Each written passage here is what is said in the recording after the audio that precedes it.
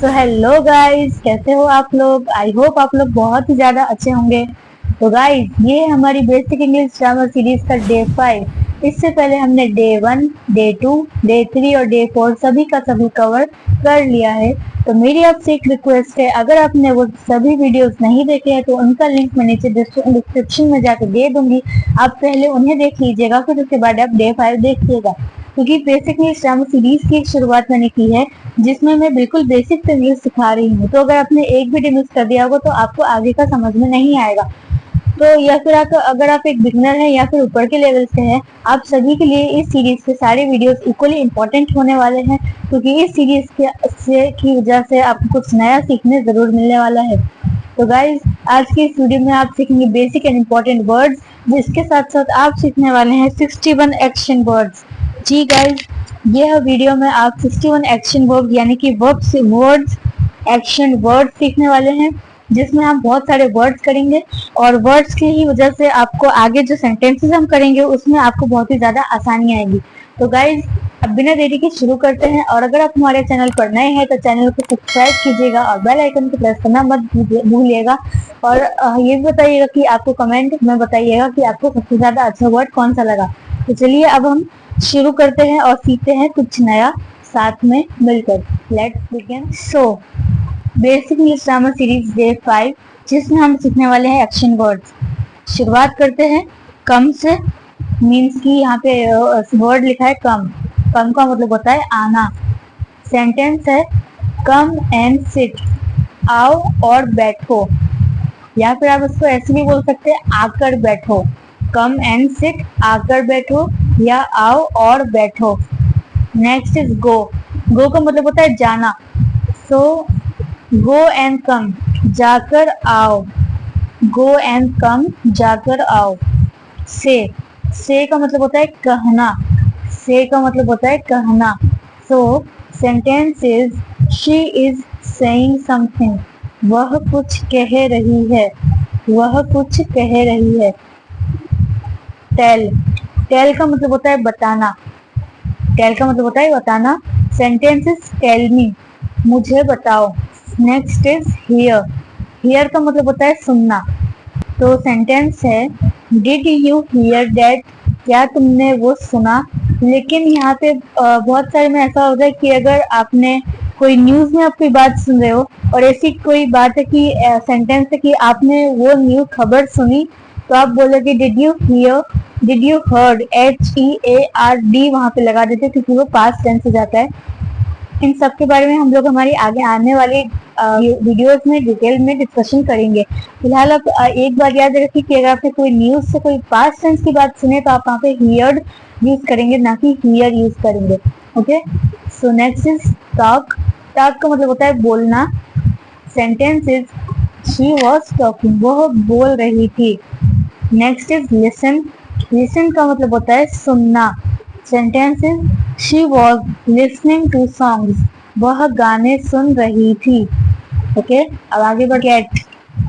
यह जो सेंटेंस, ये जो वर्ड है वो बहुत इंपॉर्टेंट है गाइस, क्योंकि यह वर्ड के बहुत सारी मीनिंग है और इसी वजह से इसके बहुत सारे सेंटेंसेस भी होते हैं। पहले हम एक एक करके सबको समझेंगे। सो गेट का मतलब यहाँ पे होता है मिलना। अगर आप किसी से, आपकी कोई चीज मान लीजिए खो गई है और आप उसे ढूंढ रहे हैं, तो आप उससे बोलेंगे did you get the key. या फिर अगर आपकी कोई भी चीज है did you get the thing, तो उसमें आप ऐसे बोलते हैं। तो यहाँ पे हम ऐसे बोलेंगे did you get the key, क्या तुम्हें तुम्हारी चाबी मिल गई। और इसके दूसरे सेंटेंसेस भी मतलब उनका जो मतलब बदल जाता है। वहाँ पे 2 सेंटेंस भी होते हैं, उनको भी देख लेते हैं।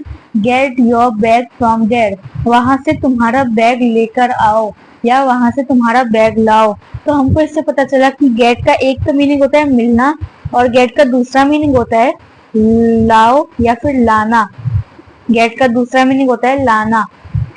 ओके, और गेट का एक और मीनिंग भी होता है। सपोज मैं आपको अभी पढ़ा रही हूँ और मैं आपसे पूछ रही हूँ कि मैं आपको जो पढ़ा रही हूँ आपको समझ में आ रहा है, तो मैं आपसे बोलूंगी कि आर यू गेटिंग मी, क्या आपको मेरी बात समझ में आ रही है या आप मुझे समझ पा रहे हो। तो हमने देखा गेट का एक मीनिंग होता है मिलना, उसका दूसरा मीनिंग होता है लाना और इसका तीसरा मीनिंग ये होता है कि समझना। क्या आपको मेरी बात समझ आ रही है। सो इसी तरह से गेट के बहुत सारे मीनिंग्स होते हैं, तो इसमें आपको कंफ्यूज होने की जरूरत नहीं है। आपको बस ये देखना है कि सेंटेंस कैसा है, यानी कि बात किस समय पर हो रही है, इसके बारे में हम लोग आगे डिटेल में डिस्कशन करेंगे। ओके, अब गेट के बाद आगे बढ़ते हैं कुछ और सेंटेंसेस पे। नेक्स्ट है हैव। हैव का मतलब होता है, हैव के भी बहुत सारे मीनिंग होते हैं, एक एक करके सबको देखेंगे। फर्स्ट हैव का मीनिंग होता है कुछ अपना, आपका अपने पास होना, यानी कि कोई चीज आपकी है और वो आपके पास है तो भी हम आपका यूज करते हैं। फॉर एग्जाम्पल ये पेन मेरी है और ये मेरे पास है, तो मैं बोलूंगी आई हैव दिस पेन या आई हैव दिस मार्कर, जो भी बोल रहा हूँ। सो हियर हैव का यहाँ पे मतलब होता है कुछ अपने पास होना, जैसे कि सेंटेंस है आई हैव 3 मार्कर्स, मेरे पास 3 मार्कर हैं या मेरे पास 3 पेन हैं। तो यहाँ पे एक जो है का मतलब होता है कुछ अपने पास होना। दूसरा मीनिंग देखते हैं अनुभव होना, कुछ एक्सपीरियंस आप करते हैं ना तब। तो अब एक्सपीरियंस आप कैसे करते हैं, तो वी आर हैविंग फन, यानी कि हम लोग मस्ती कर रहे हैं, मजा कर रहे हैं। तो एक तो है का मतलब होता है कि अपने कोई चीज होना जो आपकी हो, और दूसरा है का मतलब होता है कुछ अनुभव होना। ओके, सो नेक्स्ट है का मतलब होता है कुछ खाना पीने के बारे में कोई बात होती है तो भी आप हैव का यूज करते हैं। तो आई एम हैविंग ब्रेकफास्ट, मैं नाश्ता कर रही हूँ। तो अब हम कुछ और सेंटेंसेस देखते हैं। नेक्स्ट सेंटेंस है आपका नो। नो का मतलब होता है जानना। सेंटेंस है डू यू नो मी, क्या आप मुझे जानते हो। Okay, like. Next word is like. Like का मतलब होता है पसंद करना। तो सेंटेंस है आई लाइक टीचिंग, मुझे पढ़ाना पसंद है। और आप ऐसे भी कह सकते हो आई लाइक दिस मूवी, यहाँ पे मैंने लव लिख दिया है गलती से। I like this movie, I like this movie, मुझे यह मूवी पसंद है। सेंटेंस है लव। लव का मतलब होता है पसंद करना या फिर प्यार करना। तो सेंटेंस है डू यू लव मी, इसका मतलब होता है क्या तुम मुझसे प्यार करते हो। ठीक है, ओके। नाउ आगे बढ़ते हैं। Next is do. डू का मतलब होता है करना। गाइज ये भी बहुत ही ज्यादा इंपॉर्टेंट है और आगे चल के इससे इंग्लिश में बहुत ही ज्यादा यूज आएगा, उसका भी हम लोग हमारी आगे चल के वीडियोस में डिस्कशन करने वाले हैं। तो डू का अभी आप इतना समझिए कि डू का मतलब होता है करना। आई एम डूइंग समथिंग, मैं कुछ कर रही हूँ। Okay, next word is need. Need का मतलब होता है जरूरत होना। अब आप एक और बात समझिए कि नीड और वांट में बहुत लोग कंफ्यूज हो जाते हैं। नीड और वांट दोनों अलग अलग है, यानी कि अगर आप सोचिए कि मुझे किसी बुक की जरूरत है तो मैं बोलूंगी आई नीड दिस बुक, और या फिर मुझे कोई टॉय चाहिए या फिर मुझे कोई कुछ भी चाहिए, टॉय चाहिए, तो मैं बोलूंगी आई वांट दिस टॉय, मुझे आज के आज यह खिलौना चाहिए। कि वो मेरी जरूरत नहीं है, वो मेरी जरूरत नहीं है, वो मुझे चाहिए, वो मेरी डिमांड है जो मुझे फुलफिल करनी है। वो मेरी नीड नहीं है, वो मेरी वांट है, वो मेरी इच्छा है। ओके, तो इसमें कंफ्यूज नहीं होना है आपको। नीड का मतलब होता है जरूरत होना, जैसे कि यहाँ पे लिखा है आई नीड अ कैमरा, मुझे एक कैमरे की जरूरत है। वांट का मतलब होता है चाहना। आई वांट दिस टॉय, मुझे यह खिलौना चाहिए। थिंक का मतलब होता है सोचना। आई एम थिंकिंग, मैं कुछ सोच रही हूँ। व्हाट डू यू थिंक, तुम क्या सोच रहे हो। आप इसको ऐसे भी बोल सकते हैं what do you think, what are you thinking about, तुम किस बारे में सोच रहे हो। कुछ और सेंटेंस देखते हैं। टेक का मतलब होता है लेना। ओके, टेक का मीन्स मतलब होता है लेना। तो सेंटेंस है कैन आई टेक दिस, क्या मैं यह ले सकती हूँ। Next is give. गिव का मतलब होता है देना, यानी कि अगर आप किसी को कोई चीज दे रहे हैं तो आपको यू गिव का इस्तेमाल करते हैं। गिव इट टू मी, मुझे यह दो, या फिर यह मुझे दो। Okay, next is work. Work का मतलब होता है काम करना। इसका सेंटेंस का यूज आप वहां करते हैं जहां से आप पैसे कमा रहे होते हैं, या फिर आपका कोई ऑफिस है वहां से आपको इनकम मिलती है, पैसे मिलते हैं। Next is clean. क्लीन का मतलब होता है साफ करना या फिर सफाई करना। जैसे कि आपकी मम्मी आपको बोलती है आपका रूम गंदा है, तो आपकी मम्मी आपसे बोलती है क्लीन द रूम, रूम साफ करो। ठीक है, तो हमने देखे कुछ और सेंटेंसेस। अभी इसी के साथ हम लोग कुछ और सेंटेंसेस देखने वाले हैं, तब तक आप लीजिए एक स्क्रीनशॉट। सो चलिए अब हम कुछ और सेंटेंसेस की ओर देखते हैं। तो यहाँ पे लिखा है रेड। रीड का रेड होता है, इसे रीड पढ़ते बहुत लोग। जब हम इसे लिखते हैं तो हम इसको रीड पढ़ते हैं, लेकिन जब इसको प्रोनाउंस करते हैं तो हम इसको रेड बोलते हैं। Red, READ, red. ओके, तो रेड का मतलब होता है पढ़ना। तो रीड द स्टोरी, कहानी पढ़ो। Next is teach. टीच का मतलब होता है पढ़ाना, जैसे कि आई टीच इंग्लिश, मैं अंग्रेजी पढ़ाती हूँ। राइट, राइट का मतलब होता है लिखना। सेंटेंस है आई राइट ऑन व्हाइट बोर्ड, मैं सफेद व्हाइट बोर्ड पर लिखती हूँ। ओके। स्टडी, स्टडी यानी अभ्यास करना या फिर पढ़ाई करना, मैं पढ़ रही हूँ। ओके। ओपन, ओपन का मतलब होता है खोलना, तो ओपन द विंडो, खिड़की खोल दो। Next is close. ओपन और क्लोज एक दूसरे के अपोजिट वर्ड्स है। क्लोज का मतलब होता है बंद करना, ओपन का मतलब होता है खोल देना, तो क्लोज द डोर, दरवाजा बंद करो। गाइस जैसे सारे सेंटेंसेस यहाँ पे अब लिखेंगे होंगे ना, वो आप हमारी डेली लाइफ में बहुत ही ज्यादा यूज करते हो, इसलिए वीडियो को एंड तक जरूर देखना। चलिए अब हम आगे बढ़ते हैं। ईट, ईट का मतलब होता है खाना। I am eating an apple, मैं एक एप्पल खा रही हूँ। ओके। ड्रिंक, ड्रिंक का मतलब होता है पीना। अब आपकी मम्मी आपसे पूछती है क्या तुमने दूध पी लिया, तो वो ऐसे बोलेंगे डिड यू ड्रिंक मिल्क, क्या तुमने दूध पी लिया। ओके। सो देखते हैं कुछ और sentences. Next is cook. Cook मतलब होता है खाना पकाना, तो आई कुक फूड, मैं खाना पकाती हूँ या खाना बना रही हूँ। Next is wash. ये आपकी मम्मी बोलती है कि अपने खाना खाने से पहले अपने हाथ धो लो, तो वॉश का मतलब होता है धोना। वॉश, वॉश के अलग मीनिंग होता है, लेकिन वॉश योर हैंड्स का मतलब होता है अपने हाथ धो लो। इसका मतलब होता है जीतना, तो वो पूछ रहे कि डिड यू विन, क्या तुम जीते। Next is loose. लूज का मतलब होता है हारना। आई लूज द मैच, मैं मैच हार गया या हार गई। Okay. Bye, B U Y, bye यानी खरीदना। I will buy some books, मैं कुछ बुक्स खरीदूंगी। सेल, सेल का मतलब होता है बेचना। ही सेल्स कार्स, वह गाड़ियां बेचता है। सेंड, सेंड का मतलब होता है भेजना। सेंड का मतलब होता है भेजना। I will send you a letter, मैं तुम्हें एक खत, पत्र या फिर पत्र भेजूंगी। ओके। नेक्स्ट इज विजिट, मिलने जाना। जब आप कोई सपोज करिए कि आप अपने घर या परिवार या अपने दोस्त से दूर रहते हैं, तो आप बोलते हैं मैं तुमसे जल्द ही मिलने आऊंगा या मिलने जाऊंगा, तो आप बोलते हैं I will visit you soon या फिर आई विल विजिट हर सून, मैं तुमसे जल्द ही मिलने आऊंगी या आऊंगा। Okay. Next is stay. Stay यानी रुकना या फिर ठहरना। कोई ऐसा होता है कि आप किसी को बोलते हो कि stay there I am coming, तुम वही रुको मैं अभी आ रही हूँ। ओके। Next is find.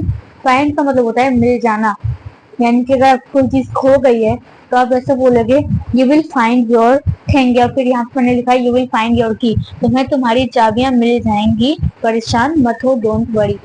सो कुछ और सेंटेंसेस हैं यहाँ पे, वो भी देख लेते हैं। मीट, मीट का मतलब होता है मिलना। मुझे 6:30 बजे मिलो, मुझसे 6:30 बजे मिलो, आप ये भी कह सकते हैं। Okay. Next is catch. Catch का मतलब होता है पकड़ना। यह सेंटेंस ज्यादातर गेम्स में यूज होता है। आप अपने फ्रेंड से कहते हो, अपने भाई से कहते हो कि कैच द बॉल, बॉल को पकड़ो। ओके। नेक्स्ट इज थ्रो, ये भी गेम्स में यूज होता है। आप कहते हैं थ्रो द बॉल, बॉल फेंको।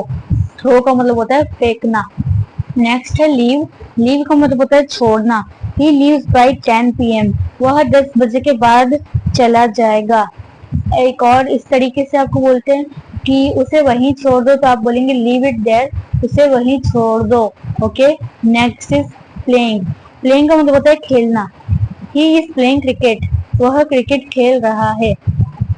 फॉल, फॉल का मतलब होता है गिरना। ही स्लिप्ड एंड फेल डाउन, यानी कि उसका पैर फिसला और वो नीचे गिर गया। ओके। नाउ नेक्स्ट है मेक। मेक का मतलब होता है कुछ बनाना। Okay. Next is break. Break का मतलब होता है तोड़ना। Did you break the glass, क्या तुमने कांच तोड़ा या तुमसे कांच टूटा। ओके। सो कुछ और सेंटेंस है। फिक्स का मतलब होता है ठीक करना। Can you fix this toy, क्या तुम इस खिलौने को या इस टॉय को फिक्स कर सकते हो, ठीक कर सकते हो।